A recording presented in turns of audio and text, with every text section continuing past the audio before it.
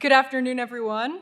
I'm Dr. Ilana Safpour, and I'm an assistant professor of political science here at Gettysburg College. And it's my pleasure to welcome you all to this very special Gettysburg Film Festival event.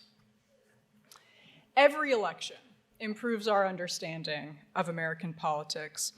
However, there are a few which represent critical pivot points. And in these elections, something occurred that continues to profoundly impact our government and our politics today. And the elections discussed in the following clips by legendary filmmaker Ken Burns are a few of these pivotal moments. You may notice parallels across these elections to our modern political circumstances. Despite the 1800 election occurring over 200 years ago, you'll notice that just like today, this was a period characterized by partisan media, hatred across party lines, as well as rampant misinformation. The 1800 election ultimately helped usher in a new period in our party system. This election also marked the first peaceful transfer of power in our country, when partisan control of the presidency changed hands for the very first time. But it was not without incident. The run-up to this election featured attempts at electoral manipulation, as well as cries of fraud afterwards. And as you learn more about the 1864 election, which occurred during the height of the Civil War, I hope that you will consider the paramount importance of free and fair elections, as well as the peaceful transfer of power following those elections to our democracy. This was a feat that our country achieved for over 2 centuries, until the deadly January 6th attack on the US Capitol shook the very foundation of our democratic system.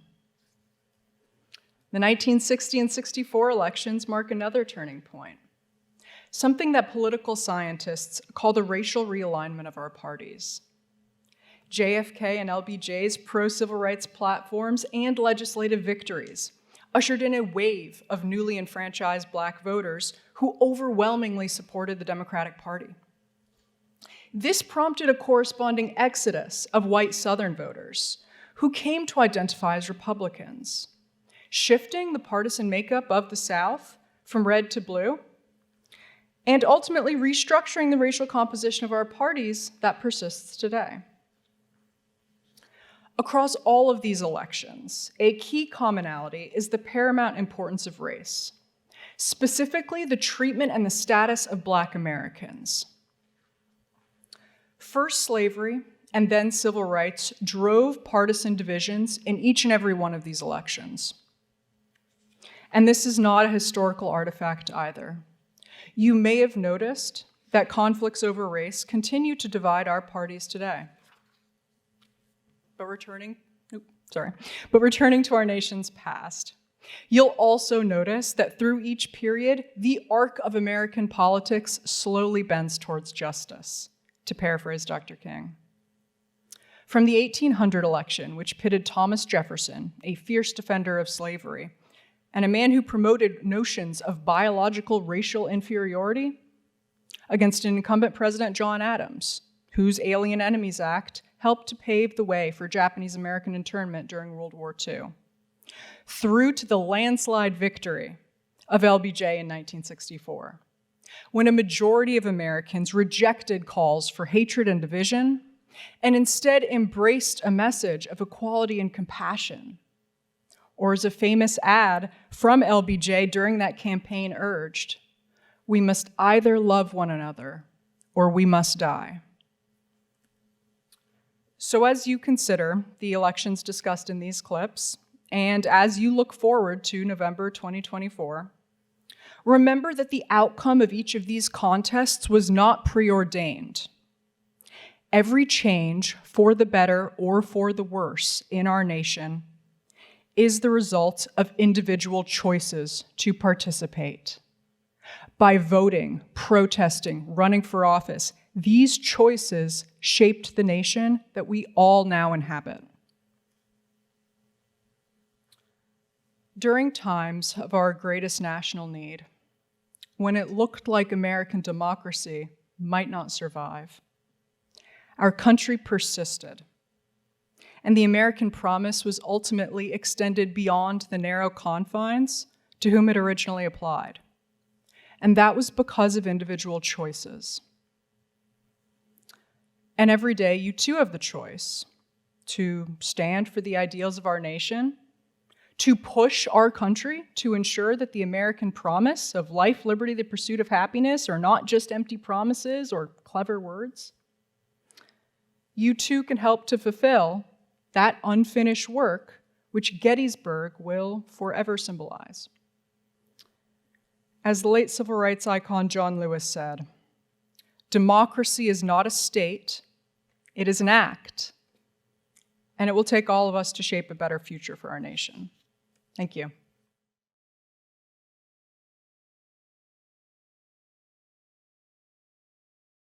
Good afternoon, everybody. For those of you who don't know me, I am Bob Giuliano, the president of the college.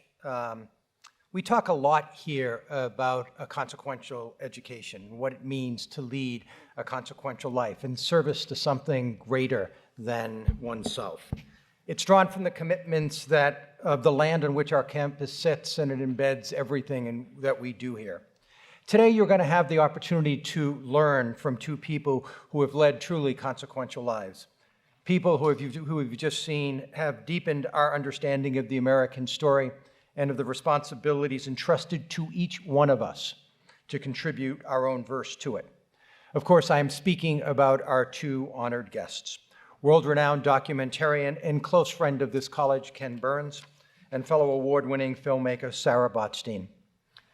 Throughout his very distinguished career, spanning nearly a half-century, Ken Burns has directed and produced many of the most influential documentaries ever made about war, racism, and presidential history. As we all witnessed in this truly inspiring clip reel, his films are deeply ingrained in the national consciousness, defined by his distinctive style of coupling archival footage with photographs and emotive storytelling.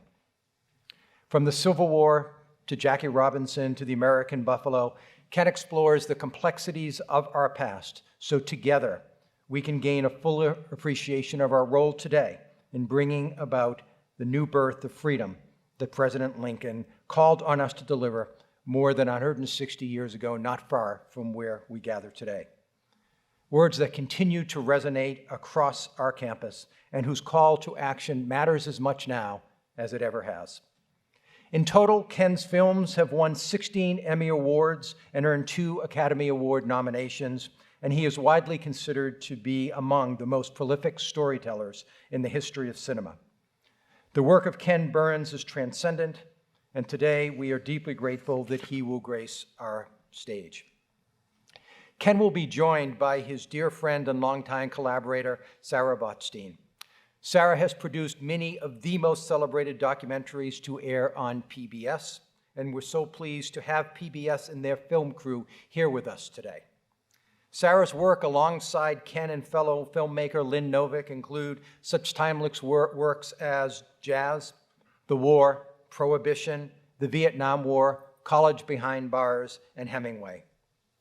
The U.S. and the Holocaust, which aired in 2022, marked Sarah's debut as a co-director, and the film earned widespread critical acclaim for its exploration of America's response to one of history's greatest tragedies. Sarah is a remarkable talent, and her stirring works adds depth and texture to our understanding of our nation, our democracy, and ourselves. As Professor Sapperford noted at the outset, today's event on consequential educations is an invitation. It's an invitation for us to reflect on the moments when the American electorate stood at the crossroads and made a choice about who we are and what we believe in. It's an invitation. More than that, it's an exhortation to get involved, to have your voice heard. May we use this opportunity given us today to learn from two leaders who have devoted their lives and careers to help us understand the meaning behind these pivotal moments, to teach us how to engage across difference and discover what we value and what we hold dear, and to show us through their exceptional films how to press forward with wisdom and a commitment to something greater than our narrowest interests. On behalf of our entire Gettysburg College community, it is now my pleasure to welcome to the stage Ken Burns and Sarah Botstein.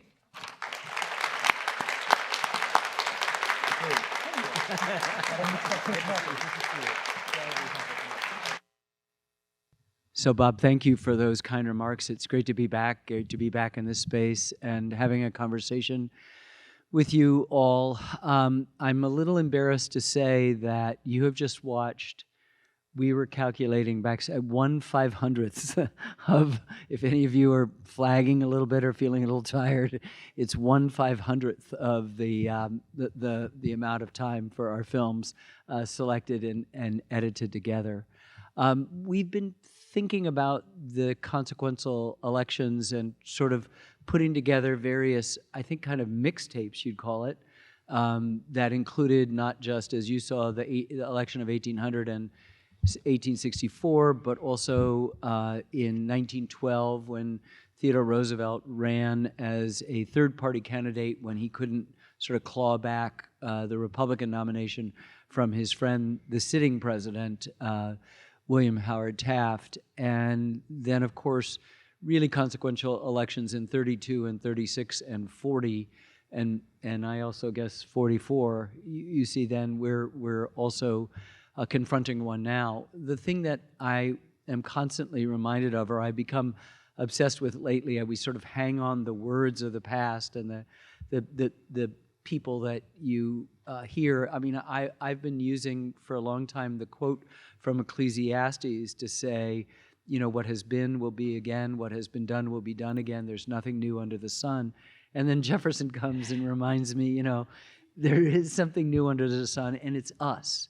Both us, the two-letter lowercase plural pronoun, and us, the U.S. And it's an amazing thing. And Jefferson himself, a few lines beyond that moment in the famous second sentence of the Declaration, says, all experience has shown that mankind are disposed to suffer while evils are sufferable.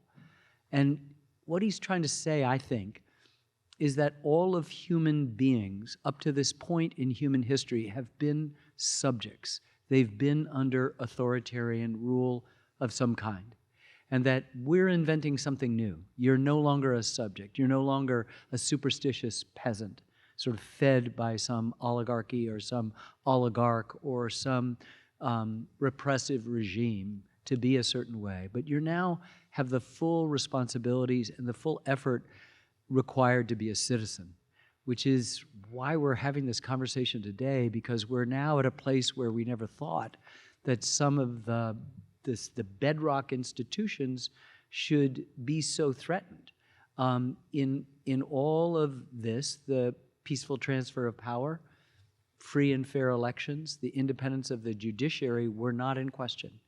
And all of those things are in question right now. And so I think that we are strengthened by an awareness of where we've been before. Sometimes we're comforted because we realize, as bad as it may seem, it isn't a moment for a Chicken Little, the sky is falling.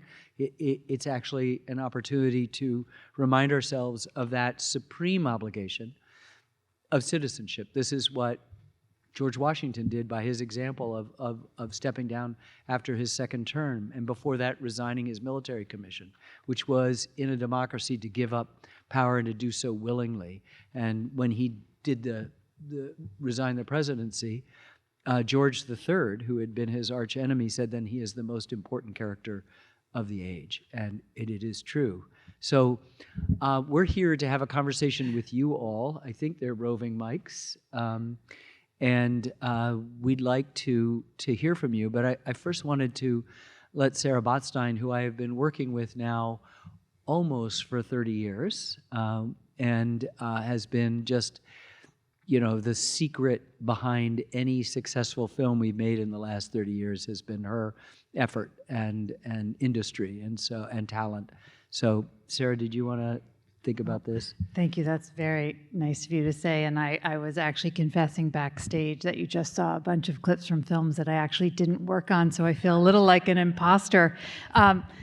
But I wanted to just, in listening to you talk, first of all, say thank you. It's really amazing to be here and so fun to be on stage with you. But in thinking about the subject of the clip reel, which you just saw, and to hear you talking about our democracy and why we're in a conversation this afternoon, that we're thinking about consequential elections. And I think we'll confess that we're making a film about the American Revolution right now, so we're totally obsessed with our origin story and how we all got here. But I was actually thinking in watching the clip reel that it's also about elections during crisis, and so consequence and crisis and how those are interwoven on the one hand, but on the other hand, I think we see every time we have a national election the exposure to what divides us and what unites us, and what I think is the privilege that we have to live in a democracy, and therefore the urgency of our vote. And I think that's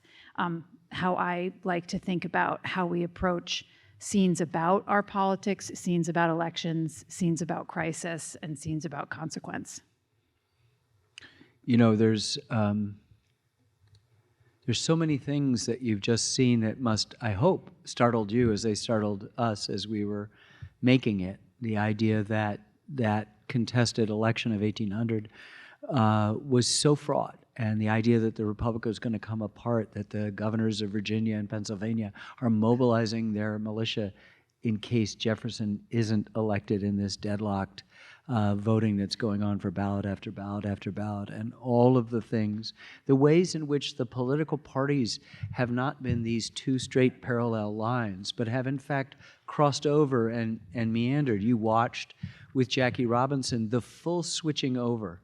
You know, Jackie in 1860 is so suspicious of Lyndon Johnson, and that it is Lyndon Johnson, the only person on earth. Kennedy is very late, as you saw, to civil rights, and it takes his martyrdom to do that, but it only could have been done by a Southerner who understood the cost of what it would be to pass the Voting Rights Act and the Civil Rights Act, which was the transfer of the South from solidly Democratic to solidly Republican. And that's just an amazing transformation in my lifetime that I just witnessed. That you walked into your election night stuff knowing exactly that that lower right-hand side would be all solidly Democratic all the time. And now it is all solidly, with a few exceptions, Republican now. It's sort of incredible to really think about how our politics evolves every few years and every generation, and the older you get, the more incredible it is to try to find those parallels and to figure out how to take the lessons from history. The Republican Party was born in a schoolhouse in Ripon, Wisconsin in 1854, and it was out of the ashes of the Whig Party, but it was an attempt to sort of create a bulwark against what they felt were the oligarchs that were controlling the country, the Southern plantation people who had dominated Congress and had dominated most of the presidency from the creation of the Republic forward. And they were thinking about the abolition of slavery. They were thinking about supporting small business and small farmers and shopkeepers and all of that, and created one of the most successful parties, founded on the idea of the emancipation of the black man. And in fact, the Republican Party is spending most of its time today restricting voting rights and making it harder and harder, particularly for black people and brown people, to vote. And there's a kind of whiplash, if you're studying history, that's going on. So in addition to these clips, we wanted to be a little bit more provocative to solicit from you the burning questions that you have. Please don't be shy. I mean, you gotta love Adams and Jefferson arguing in the first clip, right? We're hearing all of that today. Someone's got to have a question. There's somebody. Very brave. Thank you very much.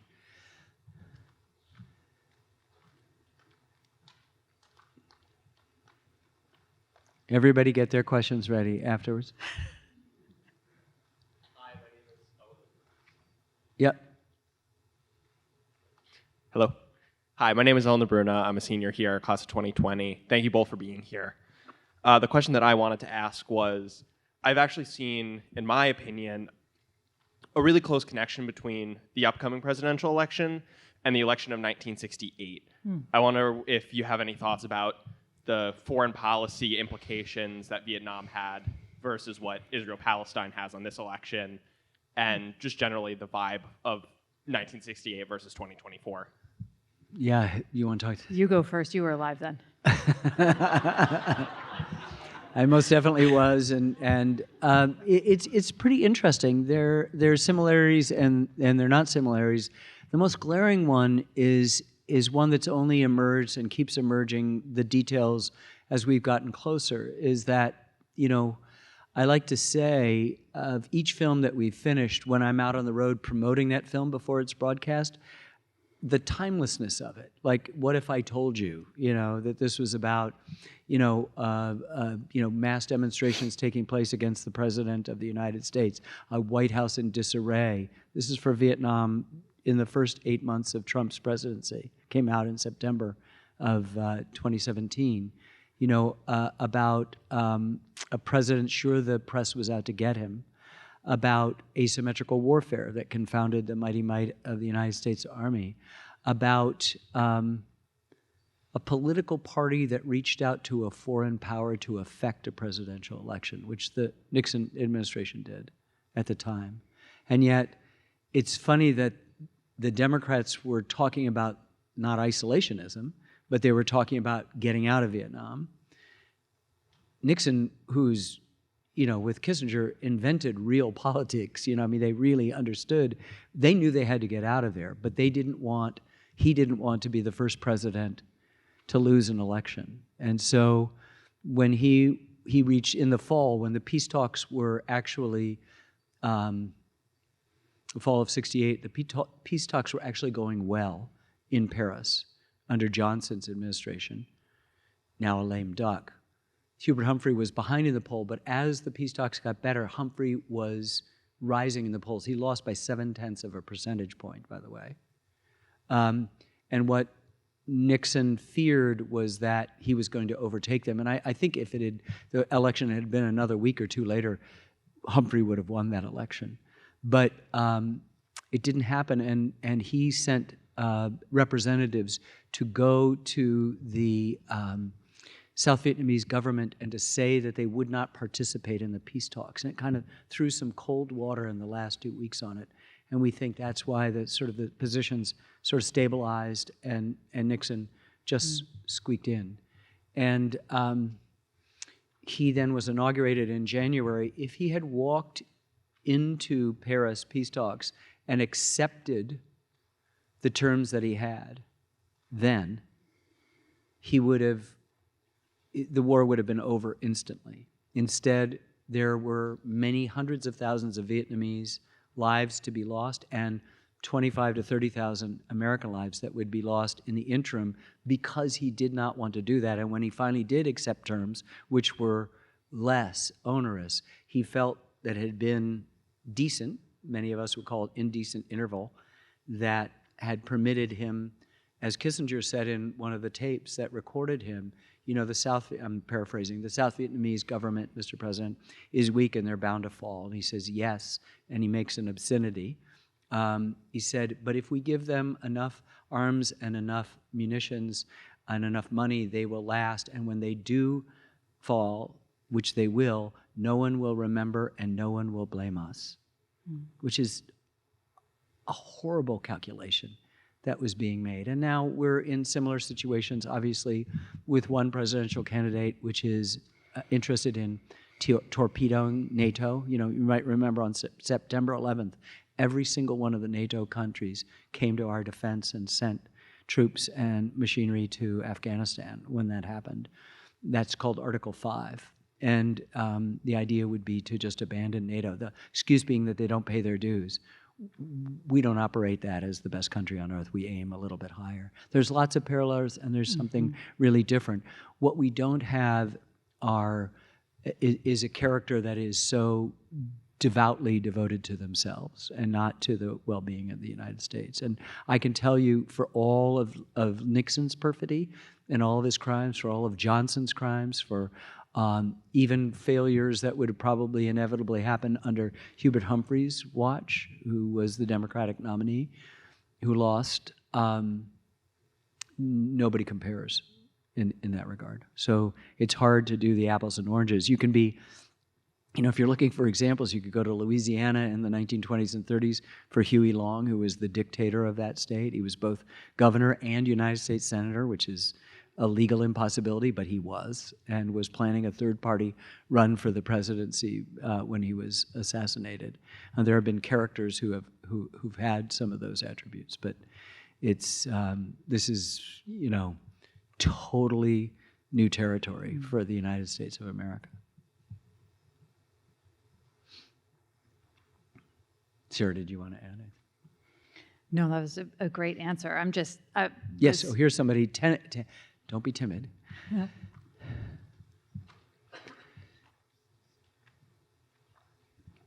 Hi, I'm Marcy. I'm a first year here at Gettysburg. I'm a history major, and I primarily study the Civil War and historical memory and reputation that evolves from that. My question is, how do you think current events will evolve in historical memory? We've seen in the past with the Civil War, things like the Lost Cause emerge, and really extremist groups tend to spew historical memory. Do you see any of that happening in the future with our current political climate? Yeah, so much so. It's a really, really, really great question. And of course, this is not new to us. Grievance is at our founding. We were founded in violence, really. We tended to make our revolution, our creation myth, just that, a myth, as a kind of bloodless thing of great ideas in Philadelphia with 55 white guys. That's the Constitutional Convention. They're really great. They made some wonderful compromises, and they made some really, really tragic compromises. The most tragic was not to address the question of slavery, which was on everybody's mind at the times, if not always, as the essayist John J. Chapman said in the middle of the 19th century, on their lips. So what happens is, in the Civil War, when it's over, Churchill and thousands of other people are credited with saying that the victors write the history. It actually doesn't happen. Militarily, the South lost, but they actually wrote the history of the Civil War, and they're still writing it. And unfortunately, to our great threat, the Confederate Army has not disbanded. It's still there, and it's everywhere, in every state. I had the great good fortune to have a conversation with the former chairman of the Joint Chiefs of Staff, Mark Milley, a couple days ago, and he was telling me that in 2017 and 18, there were 90 militia groups that the FBI had identified and were pretty concerned about, but also not, because they were sort of fragmented of their own. Because of the internet and all this stuff, they're now very well coordinated, and they're 900. A tenfold increase, and armed to the teeth, and in every state. And so you have a situation where the South wrote the history of Reconstruction. Another film we're working on is the history of Reconstruction, which we are taught was a bad period filled with Yankee carpetbaggers and black people running amok, and it wasn't. It was an experiment in civil rights, and it was the resistance to that. It was the collapse of Reconstruction, which was the great tragedy. And at the collapse of Reconstruction, which happened in large measure because of increasing tempo of violence against black Americans in the South, the rise of the Ku Klux Klan, Jim Crow, lynching, the reimposition of white supremacy put up all those monuments. They weren't monuments to the Civil War. They were monuments to the defeat of Reconstruction. And that's why you can have a pretty confident conversation about monuments. You leave them here. I'd be happy if there was more extensive interpretation, right, on this battlefield, but you leave them here, but you take them down. The Lee statue that Mitch Landrieu took down in New Orleans, he'd never even been to Louisiana, let alone New Orleans, So we create myths, and if a Republican Party that was dedicated to that to the emancipation of the black man, and to the prosecution and successful prosecution of the war, and to civil rights and Reconstruction, then kind of loses its interest and is more interested in Western expansion and the rise of kind of a corporate America as well.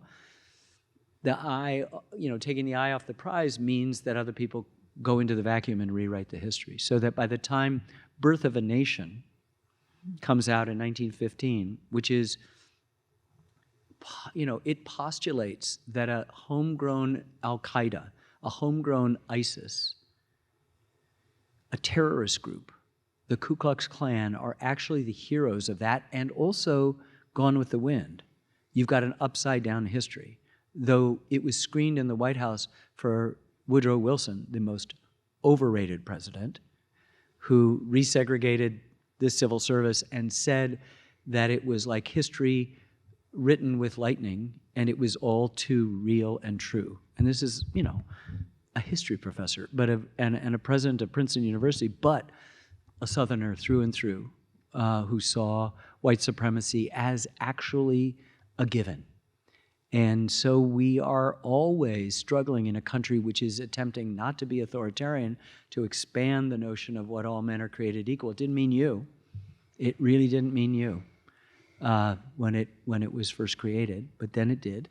And it has been, as you saw in clips here and in other places, expanded to include a really wide definition of what that might be. But the memory gets corrupted when there's a vacuum of attention to it. I was just going to say, I think for those of you who are interested in what we do and how we make these films, your question is actually kind of at the crux of it. What is historical memory? How do you get at the truth of history and then visualize it and then bring it to life on screen? And Ken often says this, and I'll just say that it's true, that in our editing room there's a sign that says it's complicated. And actually what we do day in and day out is take a famous subject or a famous moment in history or a date, and we try to get as close to some kind of truth about that moment and then bring it to life. And part of doing that is to be very suspicious of what's been passed down to us as truth and gospel, and to try to find the things about that moment or that photograph or that piece of history or that idea that you think you know, and then blow it up and try to figure out what you don't know, and come, if there are different interpretations of something, to allow those different interpretations to have a civilized conversation. Yeah, it's really hard. Sarah's absolutely right. That sign is in neon too, and because there's not a filmmaker that when a scene is working, you want to touch it and change it, and yet you have to, and Then you we have kinda to, have to. and you have to let something that has undertow. You have to understand that it may look placid on the surface, but more often than not, it's not. I mean, until we do these films, you never know the interiors, the mysterious kind of elusive interiors of these subjects until you've studied them and triangulate from lots of different perspectives with lots of different scholarship over many generations and the passage of time before you can understand. I mean, the idea that, you know, a black delegate in 64 is having, you know, cigarette butts put out on their hands at the Republican National Convention, the party of Abraham Lincoln, you know. I've been thinking a lot, I think for your generation in particular, how quickly information gets to us. That is, I think, one of the things that's a little bit different about 1968 actually, is just, or we recently made a film about the US response to the Holocaust and what happened in the Second World War and what would have happened had information come to us as quickly as it comes now, and then what is the responsibility of how information travels and what that information is. And so I do think how we view things in real time and then with the distance of history is really interesting and complicated and worth studying for 4 years while you're here. Yes. Middle of the center aisle.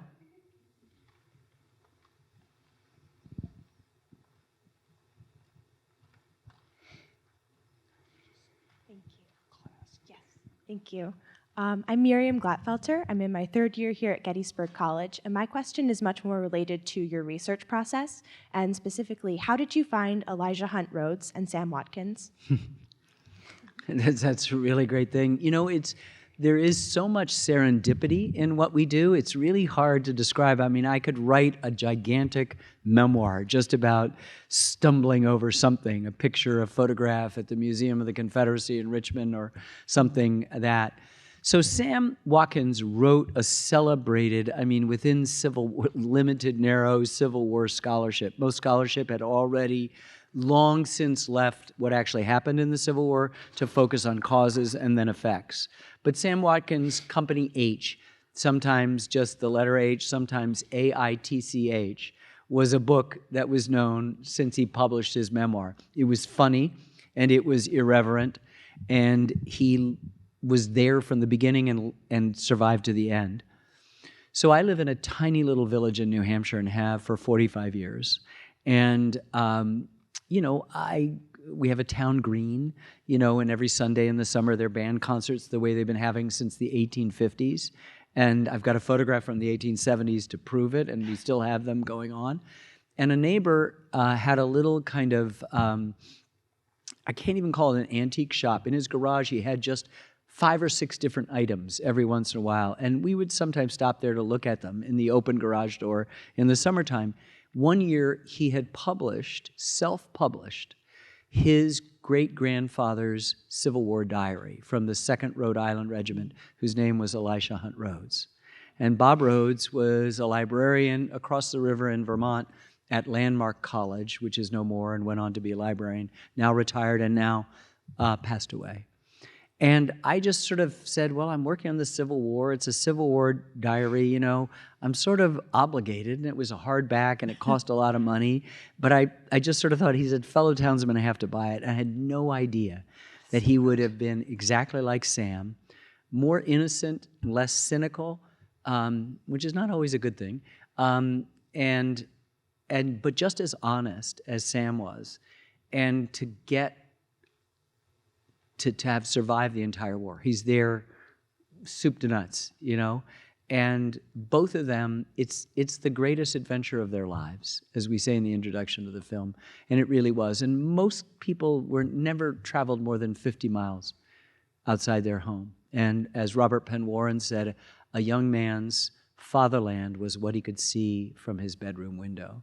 And that suddenly they were traveling hundreds and hundreds of miles and leaving good friends in the earth or a limb or themselves. And that really changes a relationship of people, in this case young men and soldiers, to their world. And so one was well known, and we were just able to find the perfect voice for it, and the same with Elisha Hunt Rhodes, and remind us that it isn't just an interplay between Lincoln and Davis or Grant and Lee, but also more often than not the people who do the fighting, the bottom-up story, which is where we really find the strength and stability to understand our national narrative.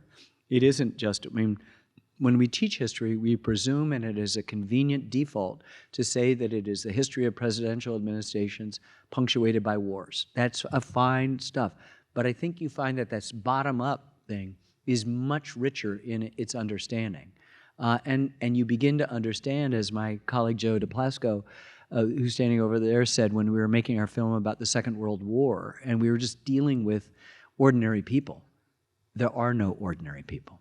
You know, somehow we live in a bold-faced culture, and we somehow distinguish ourselves between those people whose names are bold, and everybody has got an incredibly difficult, challenging, and there's nothing ordinary about existence. And I think Sam and Elisha prove that just so well.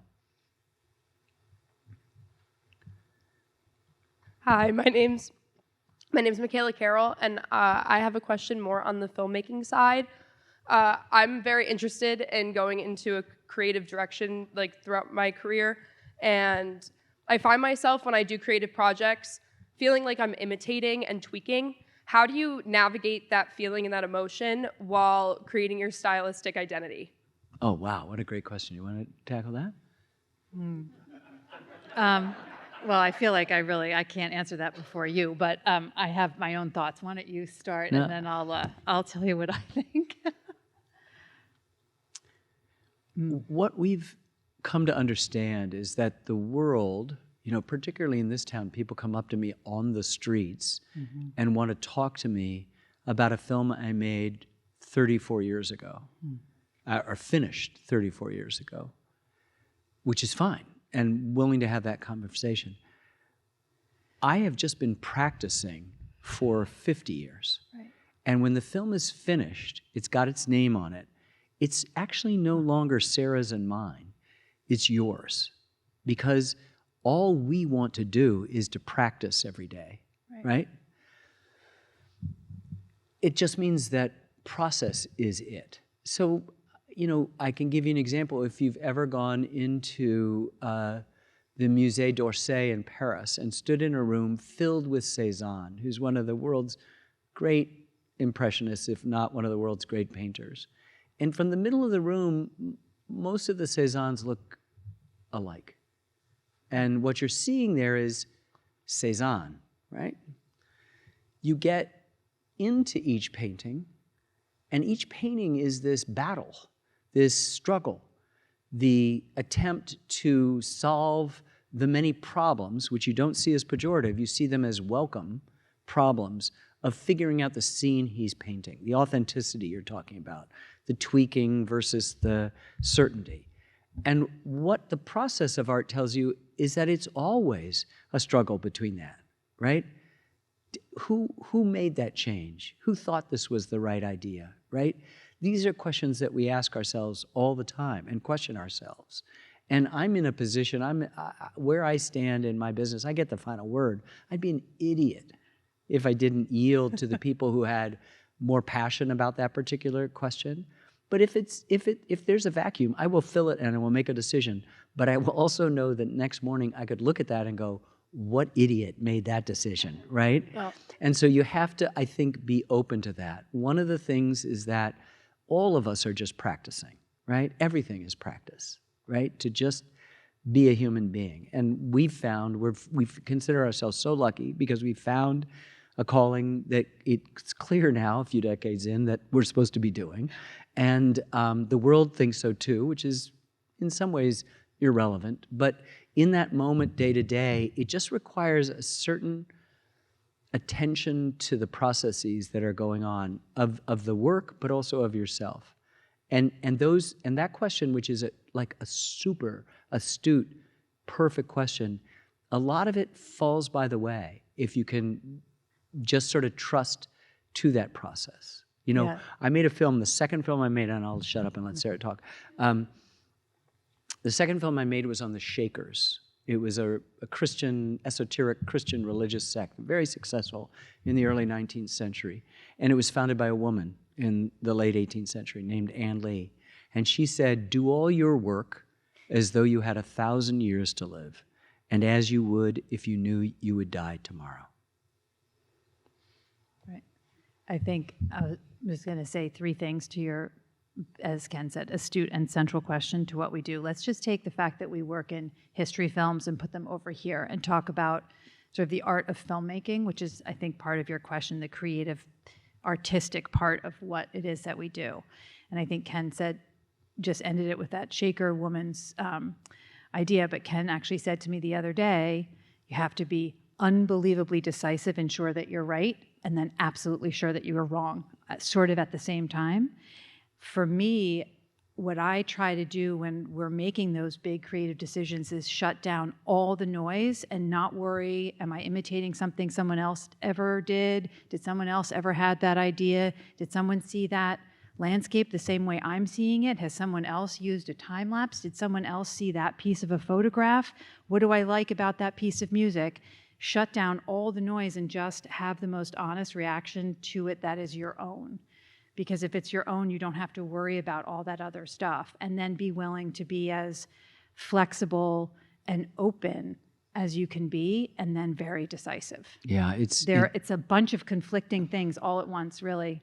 It's so true. I am so stunned that having done this for nearly 50 years, I mean, I've been making films for longer than that, but, where I sort of press the start mark on the film that I'd show you, it's almost 50 years. I still, towards the end of the process, will go, I have had a reservation about this shot for a year and a half, and I haven't voiced it. And it's so weak and so whatever that when I'm finally getting down to the point where we lock it, where we can't change it anymore, there's something comes up and says, wait.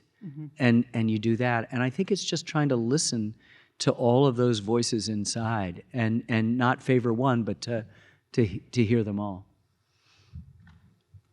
Yes, right in front of you.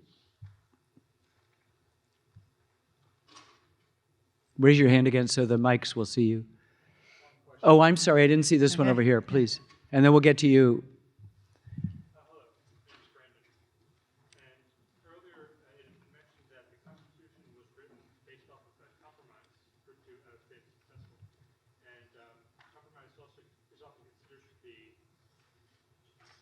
We can hear you.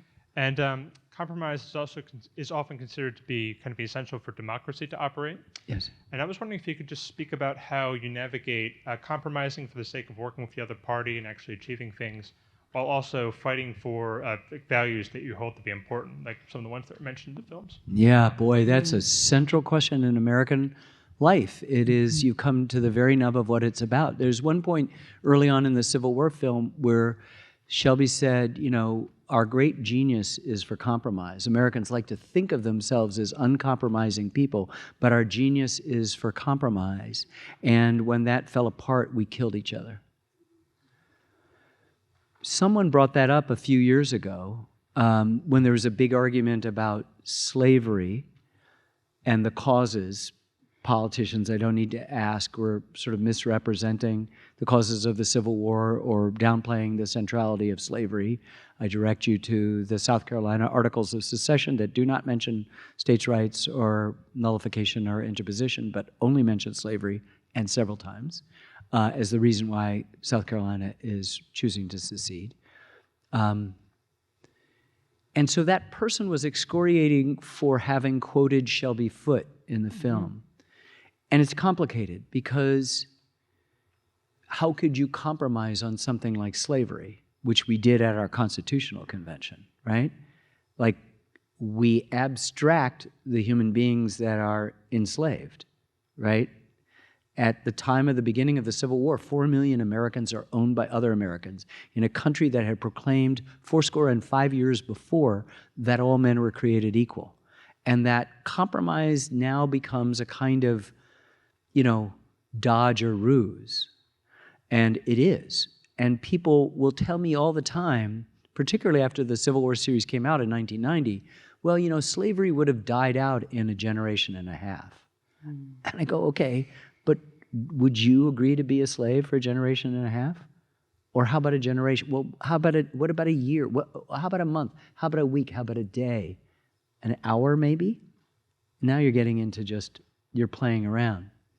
At the same time, George Will said in a film of ours that democracy is the politics of the half loaf. You get parts of what you need. And really good compromise hammers things out in which both sides, the polarities that we have tended to gravitate to, work things out. We, for example, just a few weeks ago, had a border deal that was forged by a great many Democratic senators who gave up a lot of their progressive ideas in order to accommodate the Republican senators who were not going to budge unless stuff was made, and they had it. And someone who's not holding any office today told the Speaker of the House to kill the bill because he thought it made Joe Biden look good.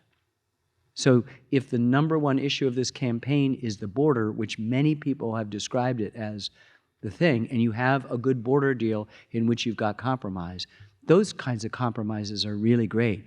Someone once told me, I made a film on the history of the Congress, and someone said, be really, you know, besides ceremonial votes, be very scared of things that are like 96-4. The best bills are the, you know, 57-43. You know, those are the kinds of bills that go through, which tells you that everything has to be, you know, they say meat grinder. It has to go through the meat grinder, and the interests, the various interests of all the sections and all the ideologies can at least have some foothold in that thing. So compromise is essential, and then there are some things in which, you know, at some point we compromise too much. We said we'll deal with the union, we'll give the small states the same number of senators, we'll give the House of Representatives, you know, population apportionment, you know, representation. All of that's, you know, pretty good. We got worried about other things, and everybody was terrified of democracy. So you get electoral college, which has come back to bite us. You know, the last election, the person who won by 7 million votes, but he actually only won by about 80 or 90,000 votes spread across 5 or 6 states. And I don't know how that works. So we've got a really complicated system that, some of those compromises were pretty smart. But when you said that you can count Black Americans as 3/5 of a person for the purposes of apportionment, you've just violated every essential natural law which the United States coming into existence was representing to not only itself but the world. Right. It makes the study of the founders that much more interesting, actually. So I'm mindful that we're running out of time, but I'm going to take a bit of presidential prerogative and ask the last question. Yes, Mr. President. And that is, when you were here last, Ken, you talked about history may not repeat, but it rhymes. Yeah. And I'm wondering, particularly given the series on elections, are you optimistic or pessimistic about the future of the democracy? Yeah, so funny that you asked that, Bob, because, history doesn't repeat itself. It never has. It does rhyme because human nature doesn't change, although I humbly submit in the face of Thomas Jefferson that there is something new under the sun, and it may be us. I've been more pessimistic than I've ever been in my life, and I had an opportunity to, in exactly this situation, 2 nights ago, interview President Obama in South Carolina, and I sort of hit him with the curveball, pessimism, free and fair elections, peaceful transfer of power, independence of the judiciary, and he didn't buy it for a second. He was optimistic, sanguine. I don't think he was saying that the guy that he wants to win will win. He was just saying, we'll get through this. And I walked out with him and I said, geez, that was not Pollyannish, but it was really, he goes, yeah, it's what I mean, he wasn't gonna cop to whatever pessimism was embedded in my question. Yeah, I'll say that I heard that before, and I was really happy to hear it. Where I think we are in a unique situation, just to get out of the United States and our presidential election for a second, is for all of you in the room.